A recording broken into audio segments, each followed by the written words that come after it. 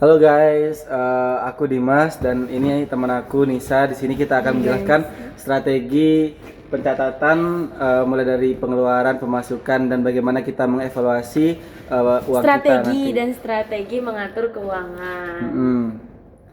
Yang pertama kita akan membahas tentang pemasukan. Dari Dimas dulu, silakan Mas Dimas. Nah, kalau aku sendiri gimana? Karena aku orangnya cashless banget, jadi aku mencatat semuanya. Bukan mencatat sih, udah tercatat di m-bankingku. Jadi di dalam 1 minggu itu biasanya aku mendapatkan pemasukan 400.000 dari donatur hidupku, yaitu bapak dan ibu. Yeay. Nah, dari 400.000 itu biasanya aku alokasikan 100.000 untuk transportasi kayak bensin dan lain-lain. Kemudian 200.000 ya untuk keperluan makan, keperluan hidup lah, makan. Kalau kita gak makan, Kita mati. kita gak semangat kuliahnya. Nah, karena kita masih kuliah. Nah, untuk 100.000 sisanya biasanya aku gunain buat nongkrong, self reward, dan juga aku tabung. Biasanya sih aku tabung kalau aku lagi pengen sesuatu.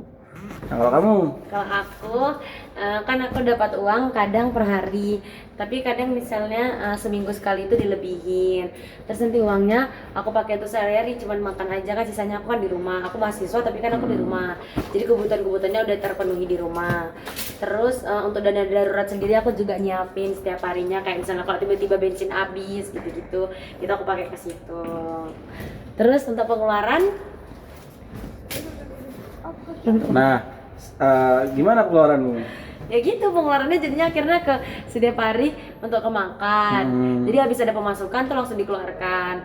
Jadi ya emang uangnya itu pemasukan dan pengeluarannya per hari, nggak yang per bulan per minggu itu enggak. Nah, selanjutnya pelaksanaan. Nah, karena di sini aku tinggal sendiri, biasanya aku itu menganggarkan buat lebih irit di awal minggu gitu. Jadi kayak di hari Senin, Selasa, Rabu, Kamis aku lebih irit dan memilih makanan yang lebih affordable lah. Nah, baru kalau ada sisa aku pakaiin untuk di akhir minggu atau di weekend.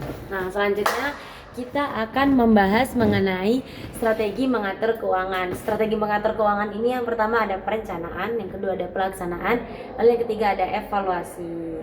Untuk perencanaan sendiri ini lebih ke ini sih, kalian targetin uang yang kalian simpan ini untuk apa targetnya. Kalau aku tadi kan kayak per hari, jadi untuk targetnya nggak ada. Tapi kalau karena kita mahasiswa, jadi kadang ada kebutuhan-kebutuhan yang kayak misalnya praktik lapangan atau gimana gitu kan perlu bayar.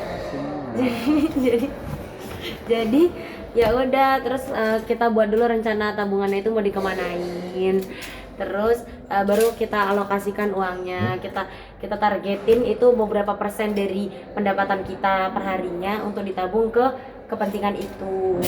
Terus yang kedua ada pelaksanaan ini gimana Mas Dimas? Nah, lanjut ke tahap pelaksanaannya. Jadi di sini tuh disiplin jadi kuncinya. Kalau udah buat anggaran, coba kalian kalau misal nih kalian di 1 minggu itu punya uang 500. Nah, kalian buat anggaran dulu mau dipakai buat apa, mau digunain buat apa.